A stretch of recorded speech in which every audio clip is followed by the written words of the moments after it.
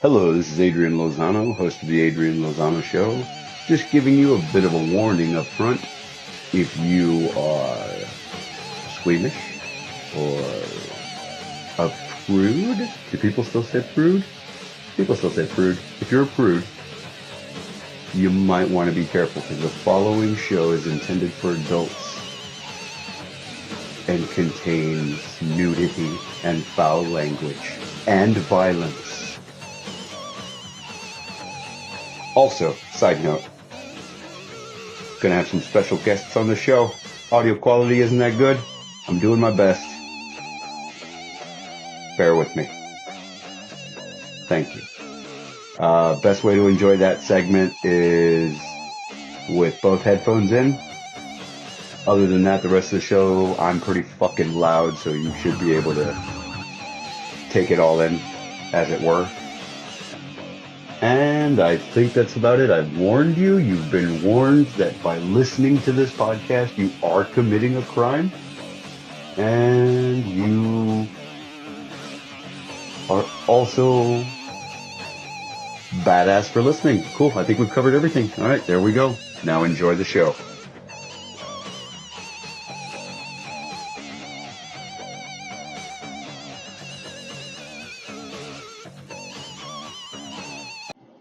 Cool.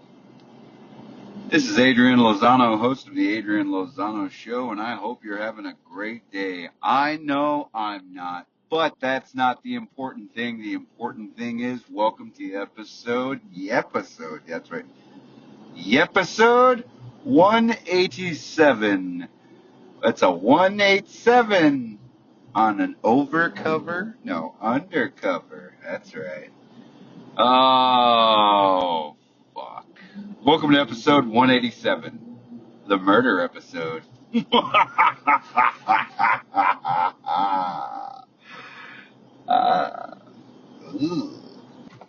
you think talking about the Sam Jackson, Clifton Collins Jr. joint is what we're talking about today, we are not talking about the movie 187. There are far better school movies to watch. Like straight up, like Only the Strong. Like if you're going to watch a school movie, Only the Strong. Or you want to watch like The Principal, you know what I'm saying? Principal's a pretty good movie. Substitute's a pretty good movie. One of them's got Tom Berenger in it, and he's pretty good. Okay. Anyway, Mark Dacascos, So Only the Strong is a really good movie, and it's got, Ponytail, Capoeira, Brazilian, no, Jamaican, no, Caribbean. Oh. Anyway, it's,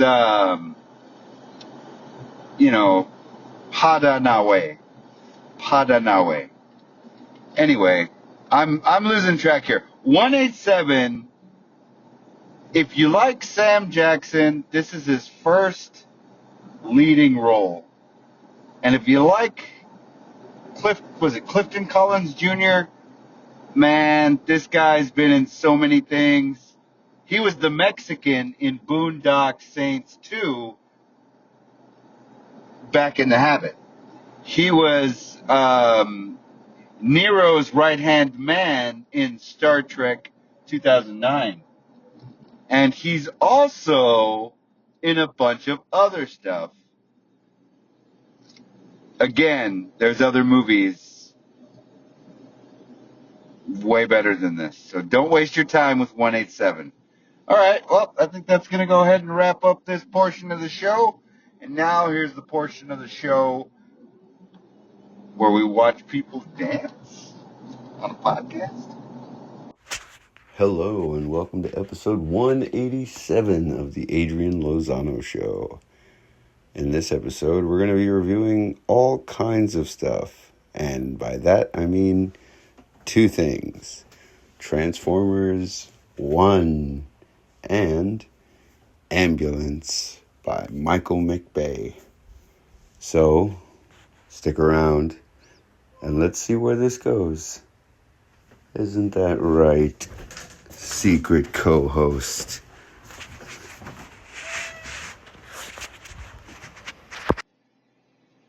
So, this is the part of the show where I recommend something to you. If I could recommend something to you, it would be the following. It would be Dogfish Head Craft Brewery Pumpkin Ale. That's right, Punkin. Pumpkin Ale, brown ale with pumpkin. 7% alcohol by volume. I'm actually becoming more and more of a Dogfish Head enthusiast. They actually have a really, really good IPA. They have the 90-minute IPA. It's faster than 90 minutes, I'll tell you that much. But this week's beer recommendation is a Halloween theme beer. It's got a pumpkin on the cover. There's a little crow. There's a black cat with yellow eyes.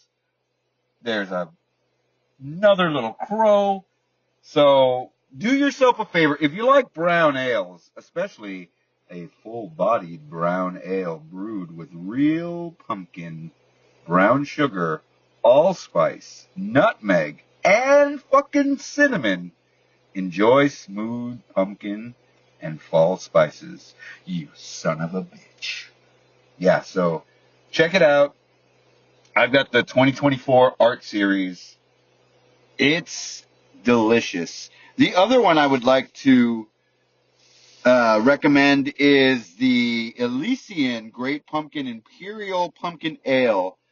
8.4% alcohol by volume. It's also delicious. And this one's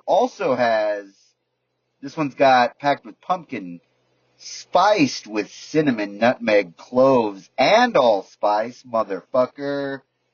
So, boom, you got a bonus. The real recommendation is this pumpkin ale. But like I said, that's only rocking at a 7%. If you need more alcohol, you get yourself one of these Elysian. Now, the thing about the Elysian, I hope I'm saying that right. It comes in a case. It's a variety pack, so there's other beers.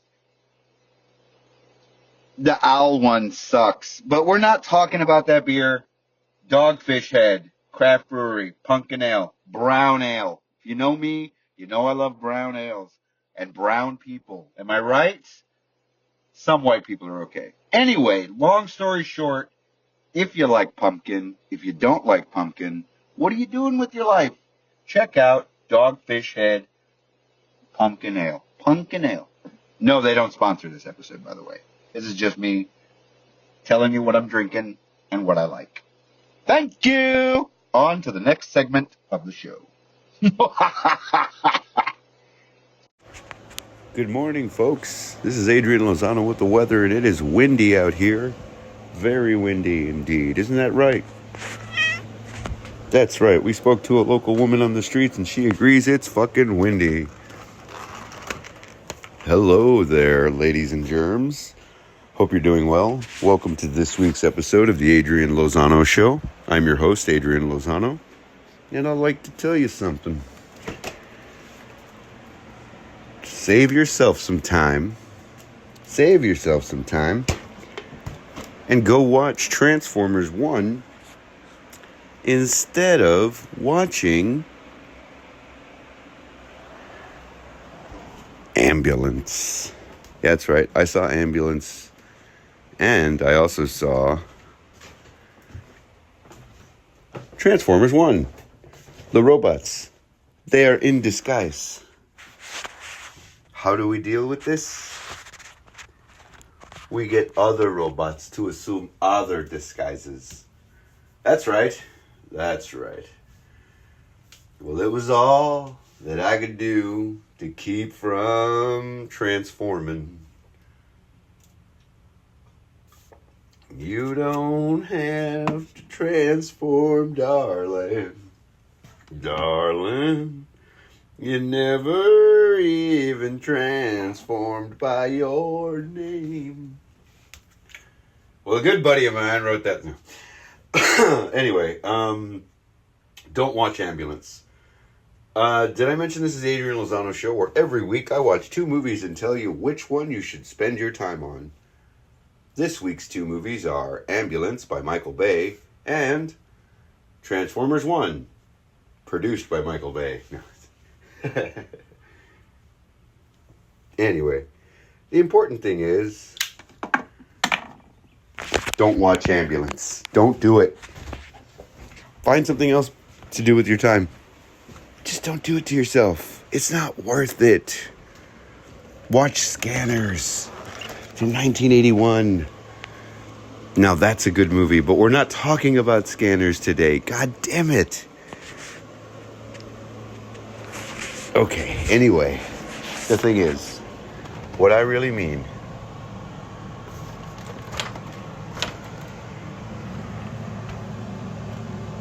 it's okay. I should have never trusted Hollywood. Anyway, what was I going to tell you about? I was going to tell you about the movie Ambulance, starring Jake Gyllenhaal, directed by Michael Bay. Let's run this shit down real quick. Okay, so 2 brothers, Gyllenhaal and then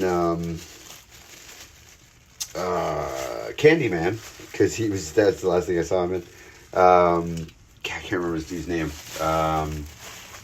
Anyway,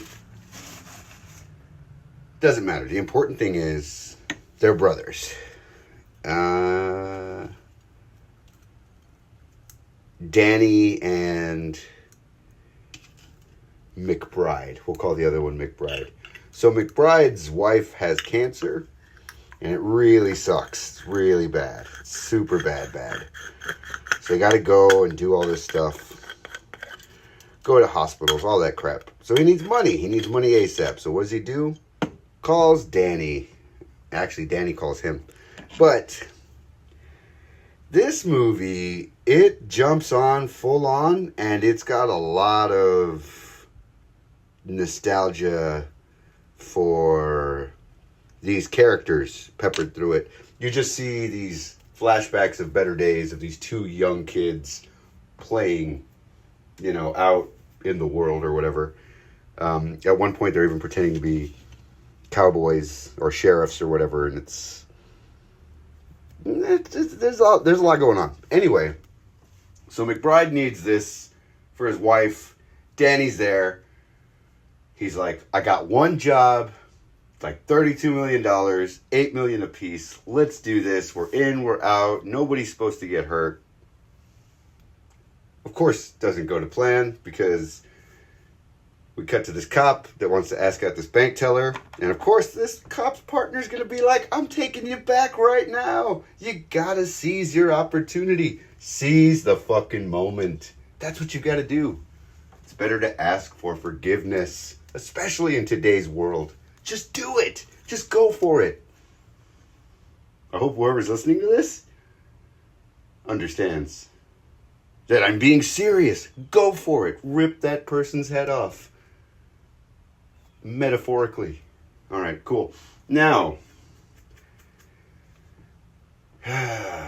there's something about McBride just jumping into this that just really doesn't work. It all goes along too easy. He was a Marine. Now he's a bank robber. Anyway, so Gyllenhaal's being Gyllenhaal, but he's being too much Gyllenhaal. That's why it's better to see this guy in supporting roles sometimes. Because when you let him go, it's on. And he is annoying at some points where it's just like, this guy's one of those guys that won't shut the fuck up because he has to talk. Why does that sound familiar? Anyway, the important thing is, Gyllenhaal's being Gyllenhaal. McBride's being McBride. This movie pulls you in, and it's one of those let's just go with it kind of things. Honestly, if you want to see a good bank robbery movie, because this is not a good bank robbery movie, it's a chase movie. You want to see a good chase movie? Watch The Chase with Charlie Sheen. You want to see a good bank robbery movie? Watch The Town, directed by Ben Affleck. I just found out recently that movie was supposed to be like 4 hours, and they made him cut it down. God damn, I would watch that. I would watch a 4-hour cut of The Town. Fuck yeah.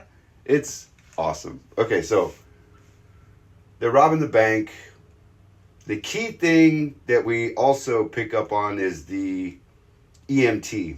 I can't forget her name. Let's call her EMT. So the EMT, she's good at her job, but nobody likes her. All this bullshit. Blah, blah, blah. Blah, blah, blah, blah, blah, blah, blah. You don't give a fuck about any of these characters. There's no stakes. You don't even give a fuck about, like Big Man Tate. You don't give a fuck about Big Man Tate. You don't even know who Big Man Tate is. But you don't give a fuck about him. You don't give a fuck about his wife. His wife's played by nobody. McBride's wife. Danny doesn't have a wife. There's a bunch of goons. Like, these goons, they're fodder for the cops because the main stars are McBride and Danny. These guys are cruising on the LA highways in an ambulance. I don't believe for a fucking second they didn't run into traffic and just get stuck. That's bullshit. No fucking way. No way could a chase last that long. You get to see a Terminator get shot, which is kind of sad. If you remember the Sarah Connor Chronicles TV show, the guy who played the Terminator in that, he's the chief of police or whatever in this, gets wasted. Like, a lot of cops die in this. A lot of cop cars gets just destroyed. Very expensive. Very expensive. The biggest thing is the lack of interest in the characters. And the second biggest thing is the use of drone shots. There are so many drone shots. I know drone shots are they're more than they used to be. Like, they have more cred, I guess. There's more of a unique aspect to them because it is cool. It's a different angle, but overdoing it is something that Michael Bay lives for. And god damn it, there's a lot of drone shots in this movie. It takes you out of your comfort zone of watching a movie. You're like, oh, this is really exciting. Why am I falling off a building right now? And it's just like, this is the third time in 10 minutes. What's going on? It's better to just sprinkle it, little peppers here and there. Smattering, if you will. Anyway, I'm getting off topic.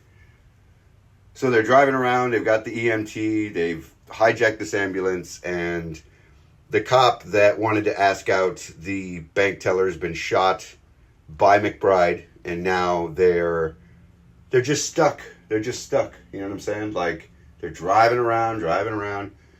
They managed to get to a certain point where they could switch out vehicles and not be in that ambulance anymore. That doesn't happen. Don't think that's going to happen for a second. They stay in that same ambulance. They have multiple times to get away. They do not. I wanted to like this because I'm a Gyllenhaal fan, but I just couldn't get into it. I found myself just kind of wanting it to be over.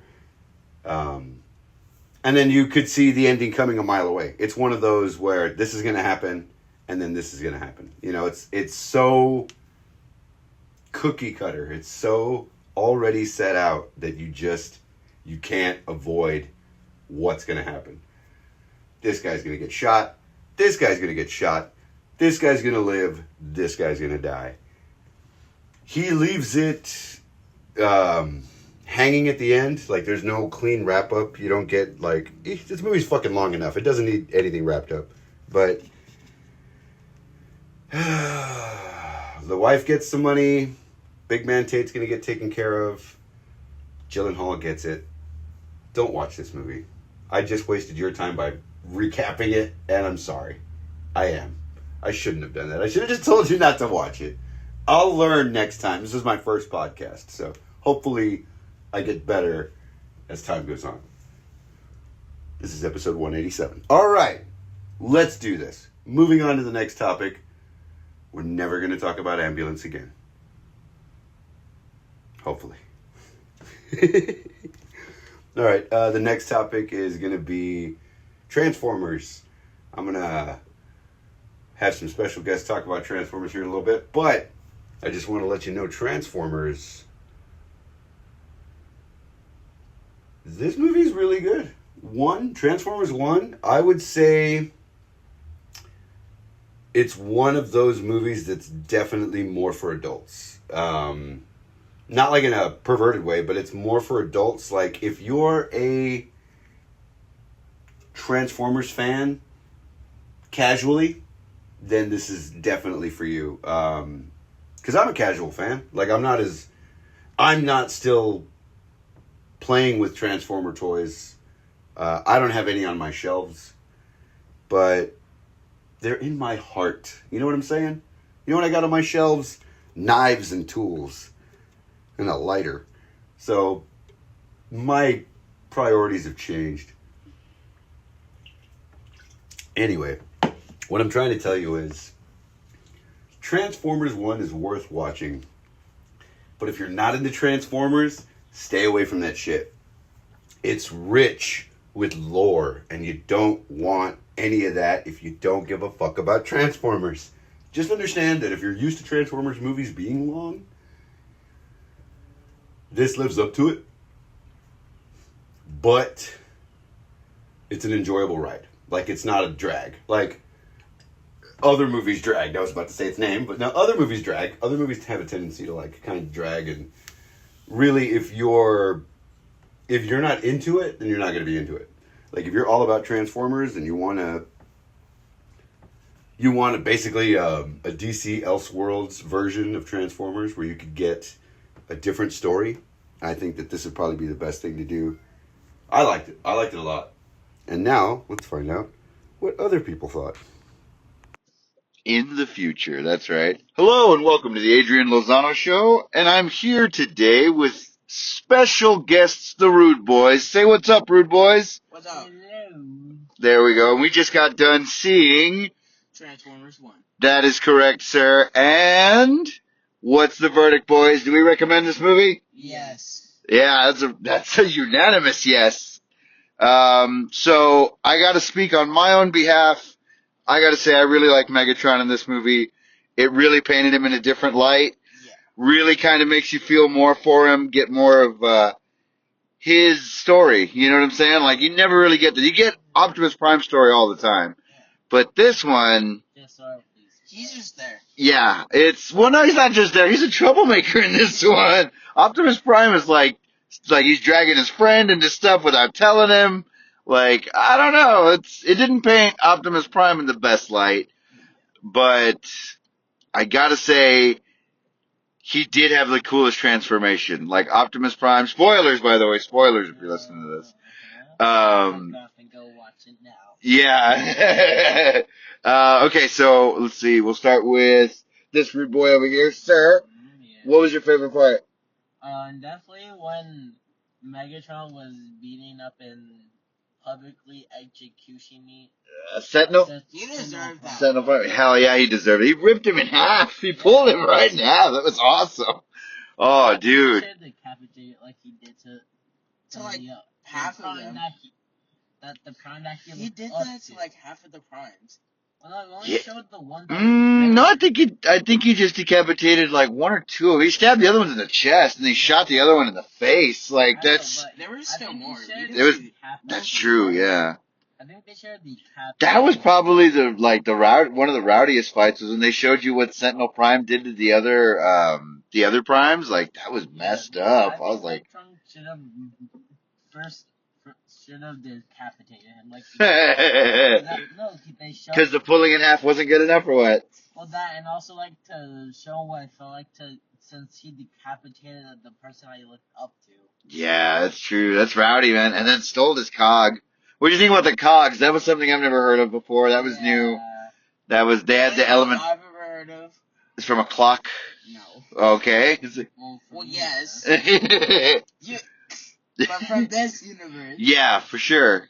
Like, no, for me, it's like I don't know, like that's something that's never been a part of the Transformers lore. Like, especially something that they could remove.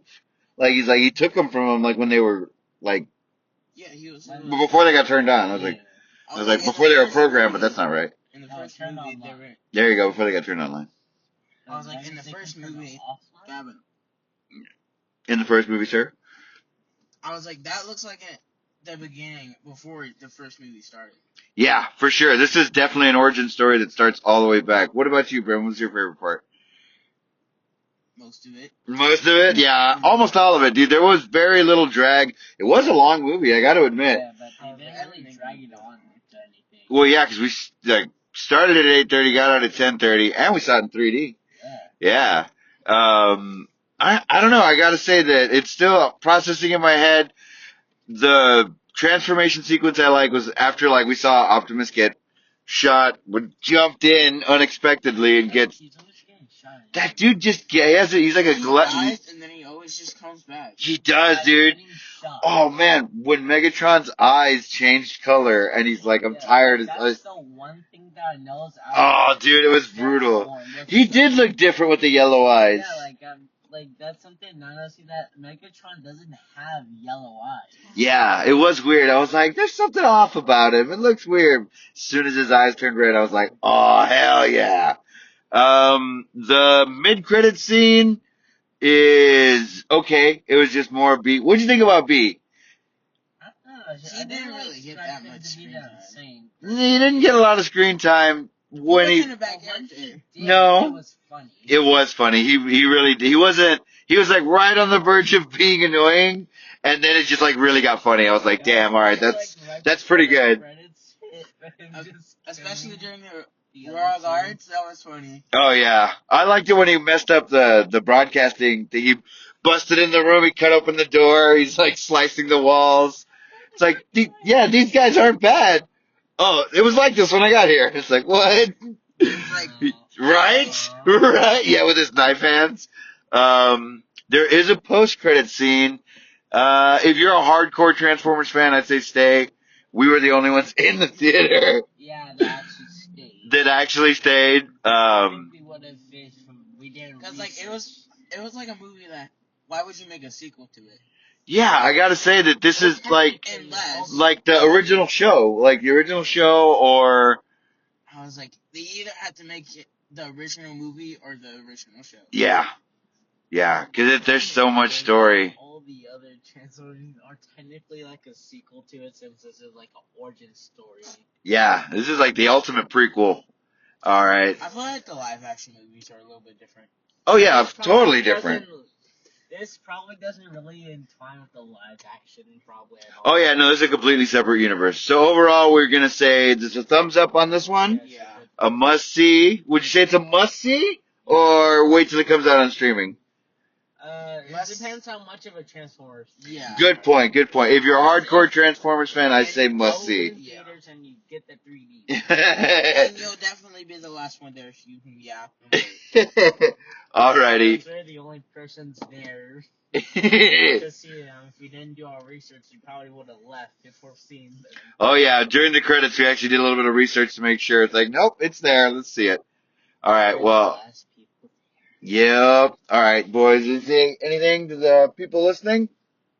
No. No. Thank you for listening. Bye. Watch the movie. Very nice. Well, that's going to go ahead and wrap up this week's episode of the Adrian Lozano Show. I want to thank you very much for listening. Thank you so much for your time. And I also want to say, if you want to reach out and touch the show, you can do that on YouTube, Twitter, TikTok, Instagram, Facebook, wherever you feel most comfortable. I think I'm everywhere but Twitch. No, there's a few more, but anyway, Adrian Lozano Show. Search whatever social media app you favor, and let's see if I'm on there. If not, let me know and I'll join. I'll do almost anything for a listener, almost anything. If it makes you happy, it can't be that bad, right? Anyway, thank you so much again for listening, and thank you to my special guests, the Rude Boys. I want to let y'all know that next week we've got 2 Nazi movies coming up back to back. Tomorrow and the next day. That's right. Now next week we've got Sisu, the Finland 1944 war movie that is going to be paired up with the Ministry of Ungentlemanly Warfare. So look forward to that. Next week I'm digging into those movies, so we shall see how that goes. Alrighty, I may never see you, but I will speak to you again in the future from the past.